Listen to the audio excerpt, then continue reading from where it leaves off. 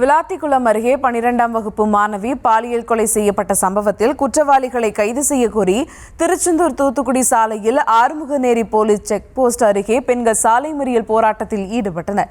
மேலும் விவரங்களோடு இணைகிறார் செய்தியாளர் சதீஷ். வணக்கம் சதீஷ், விவரங்கள். வணக்கம் சுபா. தூத்துக்குடி மாவட்டம் விளாத்திக்குளம் வேடனத்தில் இயற்கை உபாதம் கழிக்க சென்ற +2 மாணவி பாலியல் வன்கொடுமை செய்து கொலை செய்யப்பட்ட சம்பவம் பெரும் அதிர்ச்சியை ஏற்படுத்தியுள்ளது. இந்த சம்பவத்தை கண்டித்து தமிழகம் முழுவதும் அரசியல் கட்சியினர், பல்வேறு அமைப்புகள், பொதுமக்கள் ஆர்ப்பாட்டம் மற்றும் சாலை மறியல் போராட்டத்தில் ஈடுபட்டு வருகின்றனர்.